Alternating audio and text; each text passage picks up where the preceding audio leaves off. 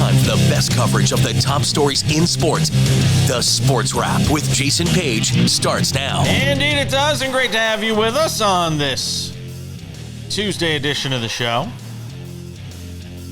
It's almost October. It's got that smell in the air.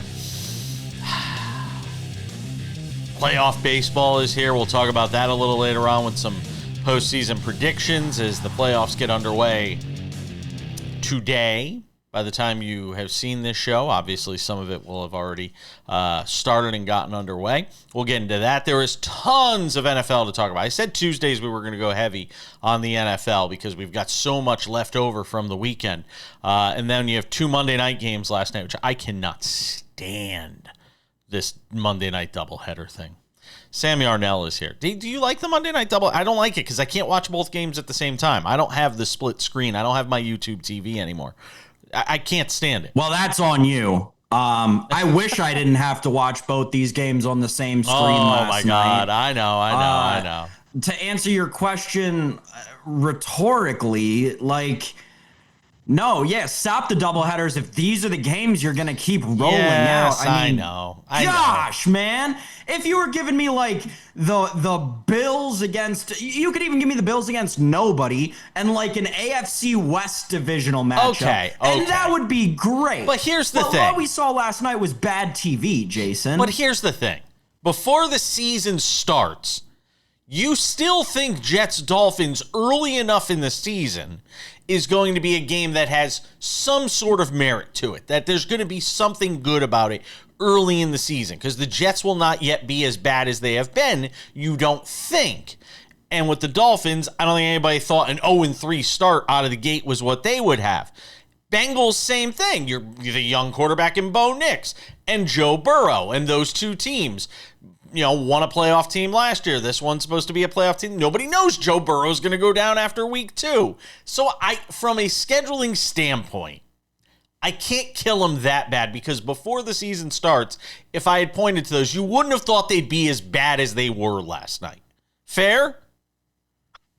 To an extent. Come on. You want to agree with me. You know you want to. Well, no, that's why I said to an extent, right? Because you are right, but at the same time, it's not necessarily speaking ill of the schedule makers, right? Or the computer at this point. There aren't actual people who sit down and make it. But regardless, it's more speaking towards the NFL as a whole and the fact that there is such a talent discrepancy, right? I know that the Bengals have gone through hell and high water, but the fact that they can put such a poor product on the field I get it. Between four teams, that's the upsetting part. We'll get to the Bengals in the next segment. I want to talk about what happened with Tyreek Hill.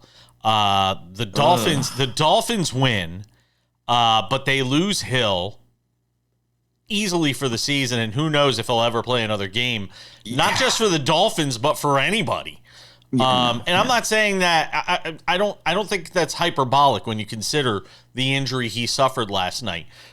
Tore one of the CLs. He also suffered the dislocated knee, torn ligaments. I mean, this was bad. This was really bad.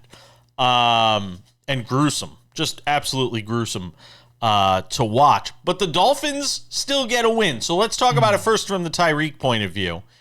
And by the way, I don't need to see all you ghouls online who are sitting there saying, oh, karma, and he got what's coming to him. I don't need to see that crap. I mean, take a look in the mirror. If you want to sit there and go after a guy who literally probably just had his career ended with the injury he suffered last night, regardless of what you think of Tyreek Hill, that is not the time. And for you to think that you're better than Tyreek when you're typing that stuff from your parents' basement, take a look in the mirror. Seriously. But Sam, give me your thoughts on what we saw last night from the Tyreek Hill perspective, and then we can talk about the Dolphins getting their first win. Yeah, listen, regardless of your living situation, I think that you and I agree, as many people out there should, as everybody should. That injury was so hard to watch. I would not wish it on my worst enemy, the worst human being in the world. I would not wish for their leg to go that direction. No. So I was luckily watching this game with my girlfriend, who is a medical professional, and when she saw the injury, she was like, oh yeah, his knee's dislocated. And I was like, okay, so it's just a knee dislocation. So what does that mean? So like, he didn't tear his ACL or anything? And then she laughed. Because it's like a torn ACL. Yes. They're like, throw any letter in front of the CL. Apparently he tore it, because you can't dislocate your knee without tearing multiple ligaments. Correct. So disgusting, disturbing. You feel for Tyreek Hill, who, like, you know, I know the last however many months haven't been great for him with the Dolphins organization, but the entire story around that organization was, where are they going to trade him to? And it was most likely going to be a Super Bowl contender. Now, you know, like you said, Jason, it's a question of does he come back, not when. It's does he, because, you know, it's Tyreek Hill. It's a guy whose legs are his speed. career. Exactly. His speed is everything, and there's no way you come back from that with the speed that you had, which that explosiveness is what made Tyreek Hill. You're seeing it play out this season up in New England with Stephon Diggs, and that's not even a guy who is he's explosive in a different way, but he's not anywhere near as fast as Tyreek Hill is. It is going to be such a mountain for this guy who is on the back half of his career to come back. I don't think it'll be with the Dolphins unless they extend him an NBA style, like, you know, we feel bad for you kind of contract, which the NFL is not ever want to do. Yeah. So it's horrible, man. Could not be a worse situation. And the online gremlins went crazy yesterday. My God. Can we just move away from that for a second and just say this, though? Darren Waller can still play football. Who the hell knew? I mean, he retired. I mean, if I was playing for the Giants, I'd retire too. Then he goes, and in his first game with the Dolphins, he showed out last night. I was impressed with what we saw from Darren Waller. And now, if you are Mike McDaniel and you are this Dolphins team, you basically have to change your entire offensive profile. And guys like Darren Waller are going to obviously be a part of whatever this offense looks like going forward. As for the Jets, wow. 0-4. I mean, if you're a Jets-Mets fan, which they usually go in pairs, you do not like the city of Miami right now, because you went down to Miami with the Mets and got your you-know-what's kicked in by the Marlins, and then you're the Jets and you go down there and you have that happen. Yikes. It was a rough night for the Jets, Sam. Yeah, keep telling me about how New York's a good sports town. I want to keep hearing about that, between what we saw at the Ryder Cup, what the Mets just did, and what the Jets put on last night. Move the franchise. Move the Mets, move the Jets. Send them to, like, Iowa. They deserve a team we can just say the Jets belong to New Jersey. That's all. We'll just say the Jets really belong to New Jersey. You can have them, Sam. We'll talk about the Bengals next.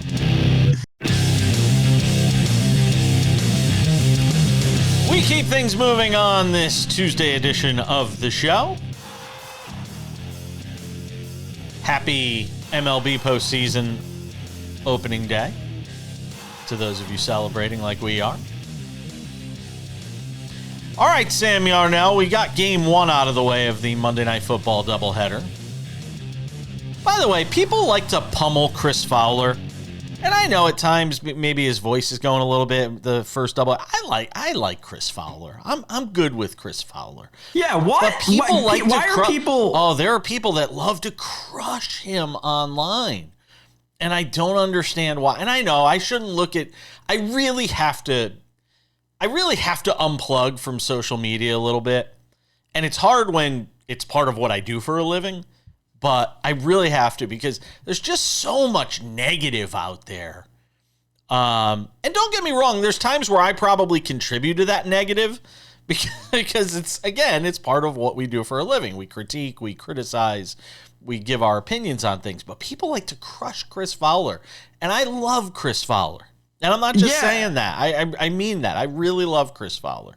I was going back and looking. I remember a couple of weeks ago, he did the Monday Night Football doubleheader, the first one of the season, with like no voice. Yes. And he was trending online. Yes. But it was because the guy they don't give him days off. It's like ESPN, they keep Chris Fowler like the Energizer Bunny. That guy went from, if you think about that guy's schedule, it's ridiculous. I know. You go from Wimbledon, right, to getting ready for college football, to college football, to the U.S. Open, back to college football, to the NFL, back to college football, back to the NFL. The guy's had like 2 days off since July 4th. Yeah. It's ridiculous what they make this Chris Fowler guy do. I agree. He's the hardest working guy maybe in our whole industry. Yeah, he is very hardworking, especially on the play-by-play side. But I want to talk about the Bengals and Broncos.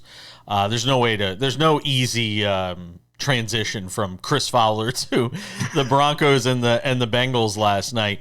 And look, I know there is no cure in the world for a struggling offense than either playing the Dallas Cowboys or the Cincinnati Bengals. I mean, if your offense is ailing, you want to go and play one of those two teams right now, who are just two of the doormats of defense in all of football. Sorry. So I mean, I'm not going crazy about the fact that the Broncos threw up the number they did last night, especially when the Bengals were basically throwing up all over themselves for 4 quarters last night, Sam. This, to me, is about the Bengals at this point. And what we have to start discussing is you are 4 weeks into the season. You are 2-2. This thing is still salvageable. But the only way you're going to do that is to do something big at the deadline. I don't know if it's bringing in a defensive piece. I don't know if it's bringing in a quarterback. Otherwise, you are telling your team on September 30th, you are telling your team in Cincinnati, and you are telling your fans in Cincinnati, we have given up on the season. And that to me is unacceptable when you have the talented pieces, not a talented overall roster, but talented enough pieces that you should be at least competitive. And that was a non-competitive football team on Monday night, Sam. And to me, that is unacceptable. Yeah, the NFL's got to do something. They're going to have to step in. I heard someone say this last night. The NFL's got to step in and order Jameis Winston to the Cleveland or to the Cincinnati Bengals. They have to force a trade through. You know how you can do that? Well, you might not know this, but when you're playing Madden in the franchise mode, I don't know and this. Something really just needs to happen in the league, you can go in and push the wrong buttons that you shouldn't do because it's probably cheating, and you can force a trade through. That's what the NFL needs to do to get Jameis Winston in tiger stripes in Cincinnati. You want to see it. You don't know it yet, but you do. I want to see it. I do know it yet. We all want to see it. Jameis Winston, the Cincinnati Bengal, that team will score 55 points a game. He'll throw 4 interceptions a week. It's gonna be awesome. We'll all watch. You won't like it, but you'll watch, kind of thing. Yeah, that's really where I'm at with Cincinnati. Until they do that, until they get somebody besides Jake Browning, who, checks watch, is still leading the league in interceptions after having only played, 8 total quarters basically of the season? 9 maybe now? Yeah, they got to do something about him. They got to get him out of there. It was okay when we did it last season, not okay this year. I need Jameis in Cincinnati, Jason. If not Jameis, I'm just trying to figure out what else there is. Obviously, Kirk Cousins we've talked about, but I'm not 100% convinced that the Falcons would make that deal, and the salary implications and wow, everything that comes with that. If not those guys, then who? I'm just sitting here racking my brain. Do you trade Russell? Well, don't say anybody, because then I could say Russell Wilson.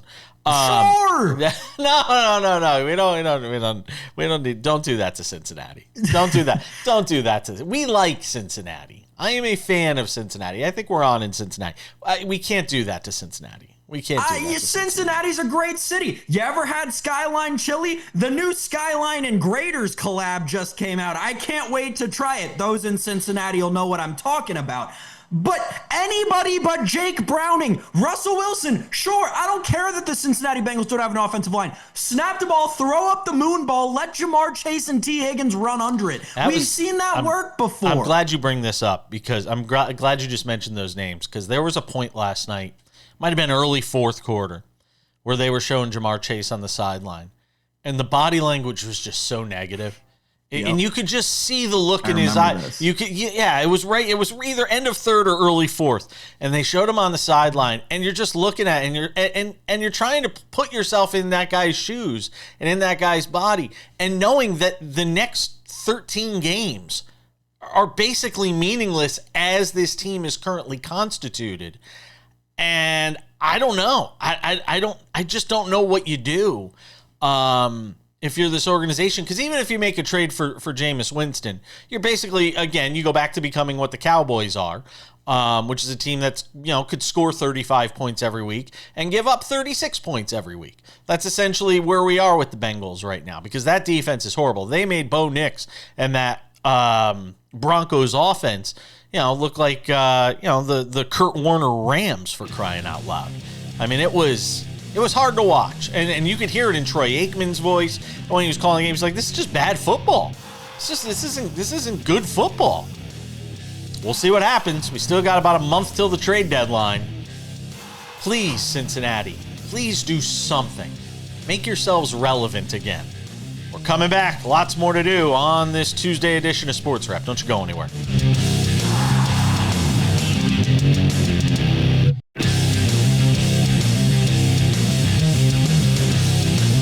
Welcome back to the show. NFL Weekend Leftovers coming up in 10 minutes, because who doesn't love some leftovers? We got to talk some baseball. And look, these next few days suck for us. I'll just give you a little peek behind the curtain. We put this show together late morning each day. And for those of you that understand, it means we have a... Look at Sam's face. For those that don't understand, that means by the time you're watching this, you're going to know some of what happened in the MLB postseason, because games start at 1 p.m. Eastern. Most of our affiliates don't start airing the show till 4 or 5 o'clock in the afternoon. So take it all with a grain of salt. That being said, we want to be on the record with our postseason predictions. And not just betting stuff, but just in general who we think is going to win. Because there's a difference between great value betting and what we actually think is more likely to happen when it comes to the MLB postseason, Sam Yarnell. So here we are, Sam. The MLB postseason is here. All the conversation about, who's going to win the AL MVP is behind us, because there's no longer a debate in terms of what goes on the field, because the decisions have already been made. The votes have already been cast. So now we could actually just talk about this postseason, which has some really intriguing opening round matchups, Sam Yarnell. The wild card round getting underway today. Why are you giving me Tucker Carlson? Why are you giving me Tucker Carlson? Is it okay if I pick it? You go ahead. I pick this bone? You can. We've got a whole bunch of time. In this modern era in which you and I live, the juncture at which we find ourselves in the space-time continuum of sports, why on earth are we still in 2025 having postseason day baseball games? They just feel like they don't mean as much. In a day and age where, like you saw last night, ESPN is perfectly capable of putting on two marquee, because those NFL games are horrible, but regardless, two marquee matchups or more at the same time. Why on earth are we starting these games so staggered and running them on throughout the entire day? It is so much easier than this. You have one start time at 5 p.m. Eastern or even 6 p.m. Eastern. You have the other start time at 8:30 p.m. Eastern. Boom. You own all of prime time on both your networks, ABC and ESPN. Gosh, they should really start to pay me. But my goodness, maybe it makes more sense for those of you watching at home who go and sit in your cubicles all day and do I have time for another bite next to your computer? Do I have time? Do I have time? Okay. However, it just doesn't make sense to me in a day and age where networks seem to fight for prime time while we're splitting up this baseball all throughout the day. You can keep going. I got to finish swallowing. I knew I was going to have time to take a bite of my sandwich, because I knew you were going to go for 2 minutes. So I was fine with that. Well, it's stupid. Don't you think it's stupid? First of all, I'm going to show my age here. I'm a bit of a traditionalist. Day playoff baseball is like apple pie, man. It's as American as apple pie. Day playoff baseball. It's what we love. It's something I grew up with, and there are very few vestiges of baseball from 25 years ago. Very few that still exist. This is one of them. Can you let me and my old cold heart have just a little something? Can you allow me just that? Because I don't get much anymore. There isn't much. There isn't much that I have left to hang on to in this world. I've lost my hair. I've lost my self sense of worth.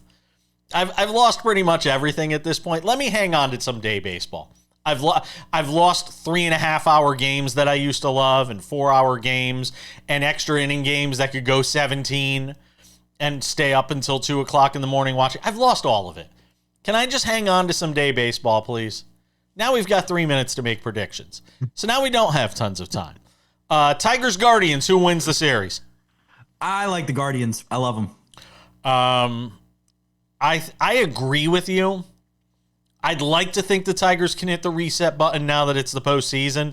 And it is a real advantage to have Skubal go in game one and get out to an early lead in that series. But I would tend to agree with you. I like the Tigers.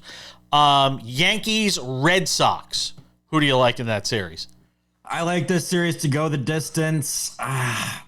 Give me Boston. I'll take Crochet. If I don't take the Yankees, I would be disowned by Yankee fans. It's the only everywhere. reason I took the Red Sox. I knew you'd take the Yankees. Yeah, I would be disowned by Yankee fans everywhere. So I'll take the Yankees there. Reds and Dodgers. I want to believe in the Reds. I really do. Yeah, I'm trying to as hard as I can, and no matter what I do, I still can't. They're so close. They're so close. Give me the Dodgers. I don't think it's close. Yeah, I tend to agree with you. I mean, the Reds just have so much trouble scoring runs. And who knows? Maybe they can get to that. Your only hope is you get to that Dodgers bullpen, and maybe you could do some damage. Steal game one, maybe make the Dodgers sweat a little bit. That's the best opportunity you have there. Padres and Cubs. Do I have to? I'll go with the Padres just because I like to believe in bullpens. It's tough. It's really hard. It's very difficult. Not easy. I'm running out of synonyms. Give me your pick. Go Cubs, go. Go Cubs, go. Hey, Chicago, what do you say? I am on the Cubs bandwagon. I always love rooting for the Cubs in the postseason because it's the Cubs. And who doesn't want it? I mean, who roots against the Cubs other than White Sox fans? Who roots against the Cubs? I don't even think White Sox fans do at this they're kind of like they're not like Mets fans. Like Mets fans, I always say this: Mets fans' idea of a successful season is any season where the Yankees don't win the World Series. I say it all the time. That's Mets fans' idea. The Red Sox are the same way. Well, the Yankees didn't win the World Series. You didn't win either. You know how many Mets fans I've seen in the last 48 hours say, well, don't worry, the Yankees will be right behind us in terms of, their postseason ending and not being able to win a World Series. They're going to get beat in the first round. Good luck with that. Ah, yes, New York. Again, known good sports town where this happens. My gosh, I mean... Gonna be fun though. Gonna be a fun series to watch. Mariners, Blue Jays, Brewers, Phillies, all with the bye. We're coming back. No bye for us. No, we've got some NFL to talk about. Weekend leftovers are next.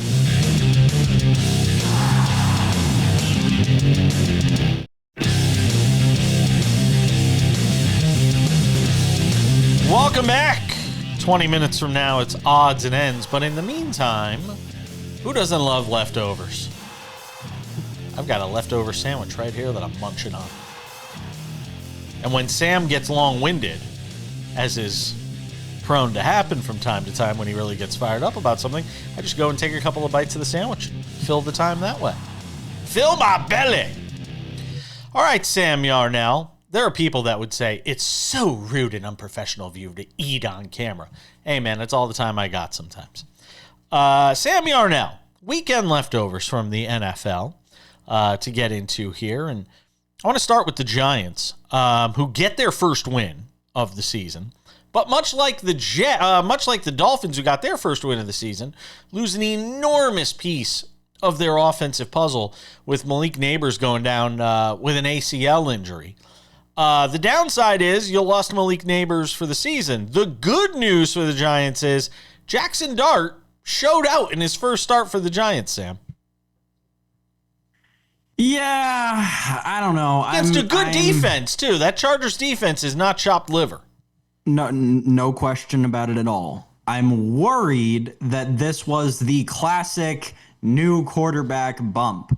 And I'm a Jackson Dart believer. But Jason, he won this game throwing for 111 yards. Like, he won the game, yes, and that is important. Wins are not a quarterback stat, but that is important that your team wins the game. Jackson Dart didn't play great. And I'm not going to sit here and say it's Brian Daboll's fault. I think that there's room to grow. I'm, again, still a Jackson Dart believer. I think he is the right answer for this franchise right now. But do I think that they're going to go on some magical playoff run, as is the talk in New York right now? No. Who's saying that? I don't. Who's saying? There's nobody that thinks the Giants are going to go on some magic carpet ride here over the last. Goodness. Who's doing? And if they are, they should be, well, you know. He threw for 111 yards. He ran for 54. I told you all on Friday the reason I loved the under in this game. Why? They were going to play it safe with him in his first start. At some point, they're going to have to take the training wheels off. And if you believe everything we've been told about what Jackson Dart looks like in practice, now granted, those practices had Malik Neighbors in them. They no longer have Malik Neighbors in them. But if you believe what we've heard about what Jackson Dart is capable of doing with his arm, it's not going to be some game manager.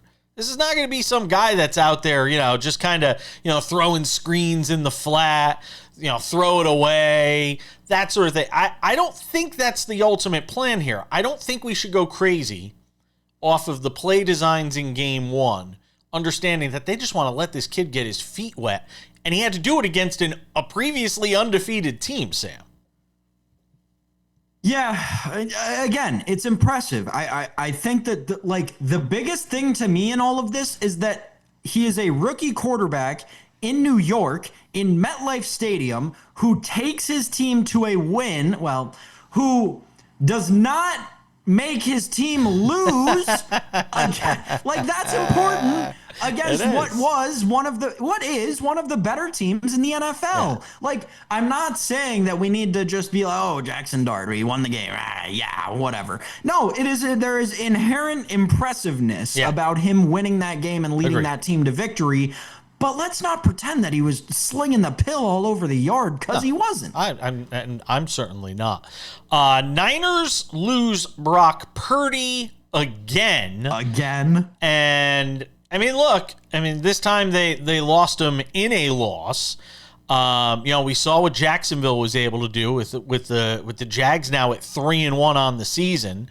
All of a sudden you turn around and the Colts, who looked so impressive, who then lose in week 4, are now tied with those Jacksonville Jaguars atop the AFC South. And that might actually wind up being a fun little race between those two teams when you consider what we've seen defensively from the Jaguars over the first 4 weeks, Sam. The story, though, is the Niners, and probably going back to Mac Jones, who a lot of people say would have gotten the start in week 4 had he actually been healthy. Should have. Again, I will go back to my original point about Brock Purdy when he originally got injured this season. I would be nervous if I was him, and I think he probably is. Listen, from a Niners perspective, it's hard to win any game where you turn the ball over 4 times. I'm sorry, it's the fact of the matter in the NFL. You fumble twice, you throw 2 interceptions, you're probably not going to win that game. It's just something that you have to accept as a member of the NFL community. Brock Purdy looked bad, downright bad in this game. I know that the numbers were there because, they had to air the ball out to try and keep up with Jacksonville, but my goodness, he didn't look good. And again, I will go back to this point. If I am Brock Purdy, I am nervous for my job. I know they just gave him all this money. Well, here's the fact of the matter about that. It's the NFL. They can take it back pretty freaking quickly. And right now, Mac Jones is the cheaper option, and they're winning games with Mac Jones. Kyle Shanahan always wanted Mac Jones. I think it's time for the Mac Militia in San Francisco. Like, I think it's time. Go all in on Mac Jones. Just forget that the whole Brock Purdy thing ever happened. It was a waste of a 7th-round pick who was a flash in the pan with a lot of talent around him. Mac Jones could be the guy. There's a lot of people saying that. And there's a lot of the idea of, Brock Purdy was a good game manager with good players around him. There's a lot of noise right now around this San Francisco team coming out of this loss. The only thing I'll say, I'll play contrarian here for a second, and I will admit that I am playing contrarian in advance because a lot of what you said is very true. It was his first game back after missing a couple of games. It's true. And I'm sure they're taking that approach, especially because of how much money they're paying him. If he wasn't making as much as he was, I do think this would be an easy decision for Kyle Shanahan, and it would be Mac Jones. That's the starting quarterback. Hey, we've got more weekend leftovers from the NFL to get you, and we'll get to them next.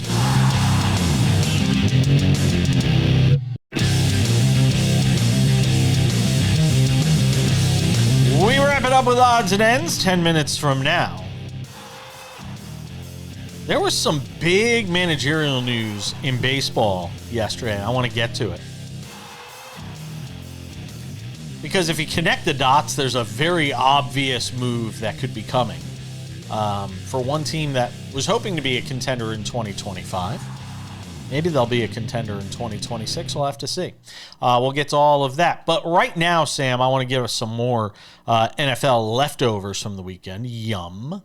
And let's talk about a couple other games that caught my attention, and one of them is a team we mentioned in the last segment, and that was the Colts, who, look, I feel for the kid who, is running down the sideline, because it wasn't like he was starting his celebration or anything like that. The ball just fell out of his hands. And granted, you have to do a better job protecting it, and when you look at the final score of this game, you could sit there and say, well, they lost because of that play. 27-20, Rams beat Indianapolis. So I'm not going to go too crazy as far as that conversation is concerned. Daniel Jones, 24 of 33, 262, a touchdown, a couple of interceptions. Yes, Indianapolis. It's going to happen from time to time with Daniel Jones. It's not going to be all sunshines and roses. Matt Stafford, 29 of 41 for 375, the 3 touchdowns in the win. A little bit of a smack in the face of reality for Indianapolis, who has won some crazy close games over the first few weeks of the season. So them losing this game in Los Angeles, not a complete surprise to me, Sam. But wanted to get your thoughts on what we saw in Los Angeles with the Rams picking up the win. This is a game that the Colts should have won. It is. It's a game that the Colts should have won. You mentioned the AD Mitchell fumble. Tough that it's the second year in a row that exact thing has happened to this franchise. Isn't that crazy? Last year with Jonathan Taylor, yes, and this year with AD Mitchell. But man, like they should have won this game. The 88-yard touchdown from Stafford to Tutu Atwell down late in the fourth quarter was just some of the worst blown coverage from a defense that's been solid so far this year. It was confusing. And I just remember watching this game and thinking, and even after they got the ball back after that touchdown and looked deflated, it was like I was watching this game thinking right on from the AD Mitchell fumble. It was like, man, they should really win this game, and they're not gonna. So concern, I don't know. I really, this is a head scratcher for me, because this is a game where I don't know if there are two ways that you can kind of take it. It's one of them is, all right, well, the Colts are showing you they're an unserious football team. They get to a serious moment, they can't take it seriously, they're an unserious football team. But the other side of that is like, it's a very, very unique bounce of the ball to go against them. To have a freak fumble go out of the back of the end zone, and then a punt fest that ultimately leads to a lone strike. Like it was just a very weird game because of that one bounce of the ball. So I don't know what to make of this game, Jason. It's a head scratcher for me. I'm going to need another week on both of these teams. By the way, Puka Nacua, 13 for 170 in that game. What's the matter?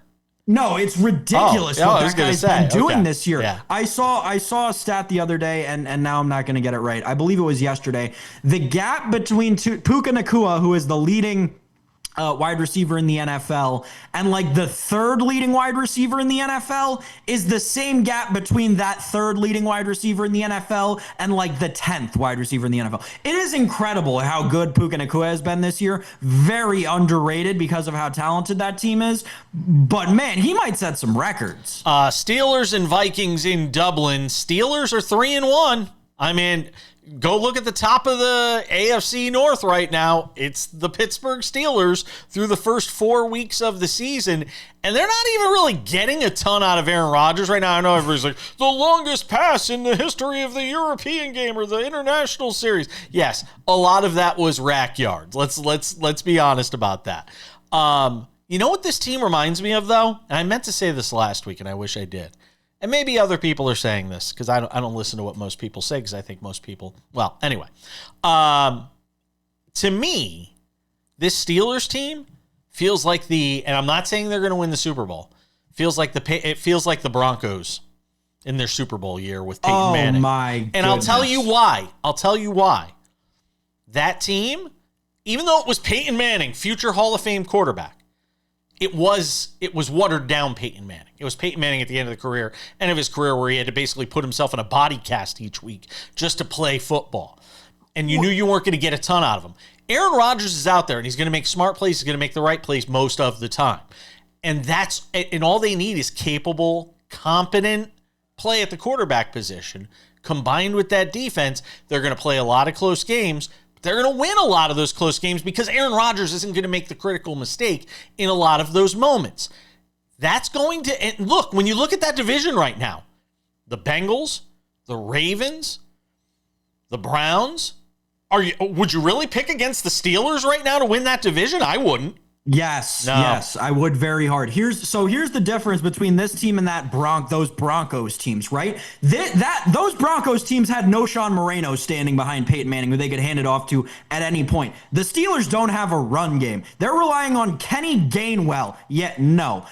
Those Broncos teams had Julius and Demaryius Thomas, two great pass catchers.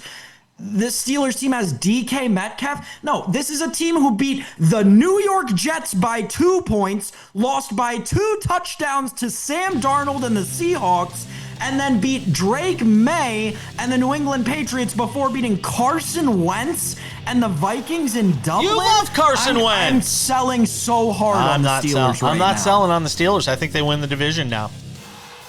I would absolutely, and I don't have the numbers in front of me, the odds on them, but I would take the Steelers to win the division. We got odds and ends around the corner. Don't go anywhere. Lots more to do.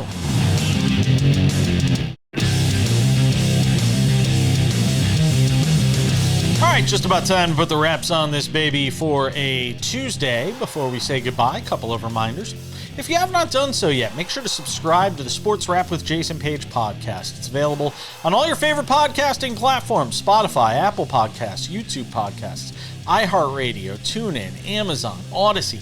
Anywhere you get a podcast, you can listen to this show Monday through Friday. Maybe you're driving to work, you can't watch, you don't have time. Everybody's day is busy. You can listen to it on a plane, train, automobile. You can actually watch it if you're on a plane or a train as well. But you can also listen, and we're okay with that. 45 minutes commercial free. I hope you will check it out.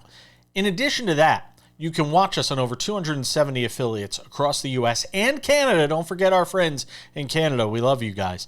And in doing so, I would encourage you. In fact, I would implore you to go and check out the Sports Wrap with Jason Page YouTube channel. The show is there for you to watch Monday through Friday, commercial free, 45 minutes. You get to see all of this. Yeah, I know that you're hitting the button right now to subscribe. Make sure to go and do that. Subscribe. We appreciate it. Sports Wrap shorts are there as well. If you have not seen Sports Wrap shorts, I would encourage you. If you're not following me on TikTok, if you're not following me on Insta, if you're not following us on our YouTube channel, the Sports Wrap with Jason Page YouTube channel, go and subscribe. Sports Wrap Shorts is a great way to keep up with everything going on in sports. Sometimes news breaks and we're not able to get it into the show because of the time we put the show together every day. Sports Wrap Shorts are always there. News breaks, we're on Sports Wrap Shorts talking about it. So go and check that out as well. And without any further delay, ladies and gentlemen, time for some odds and ends. Odds and ends.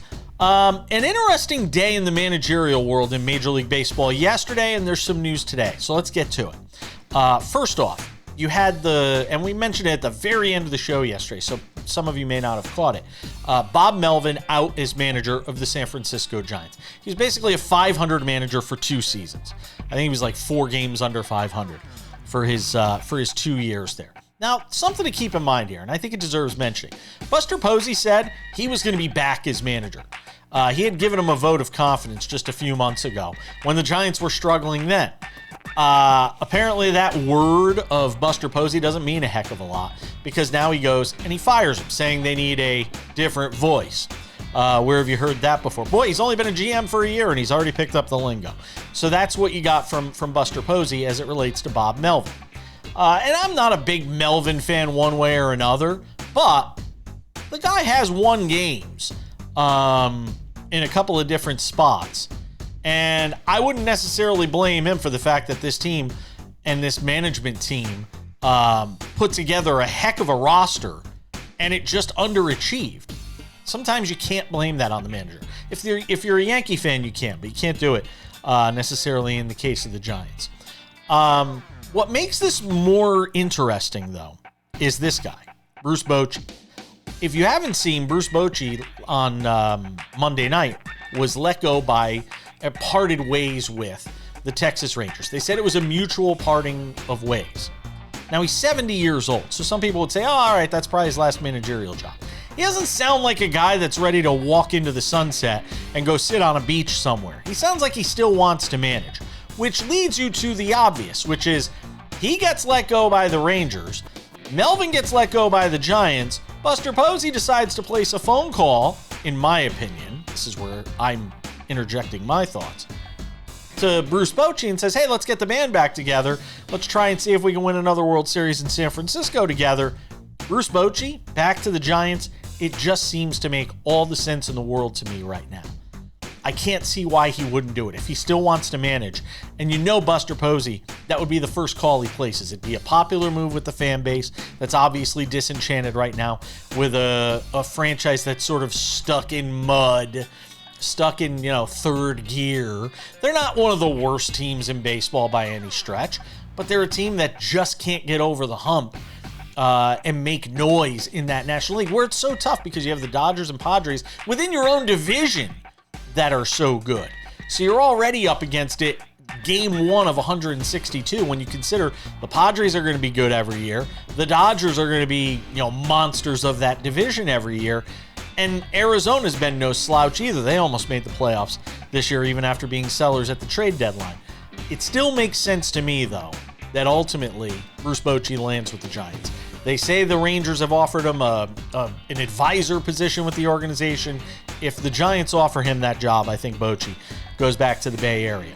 Last but not least, on the managerial front, Rocco Baldelli out as manager of the Minnesota Twins. Not incredibly shocking. 70-92 on the season was the Minnesota Twins. They dealt with a bunch of injuries, and that obviously is something that didn't sit well, obviously, with management there. Baldelli, 527 and 505 in 7 seasons, by the way. Third winningest manager in Twins history behind Tom Kelly and Ron Gardenhire. I don't think he'll have a hard time finding a job somewhere else. In fact, wouldn't shock me if it was the Texas Rangers that placed a phone call to Rocco Baldelli. You go from, the older manager in Bruce Bochy to a younger guy in Rocco Baldelli. Wouldn't surprise me if they did that. That's going to wrap it up for us on this Tuesday edition of Sports Wrap. Enjoy the playoff baseball. That's what we'll be doing all day here in the Sports Wrap studios. Sam's off tomorrow, so it's going to be me and a whole bunch of other people not named Sam. I can promise you that. Thanks for watching. Enjoy your Tuesday. I'm Jason Page. Bye-bye.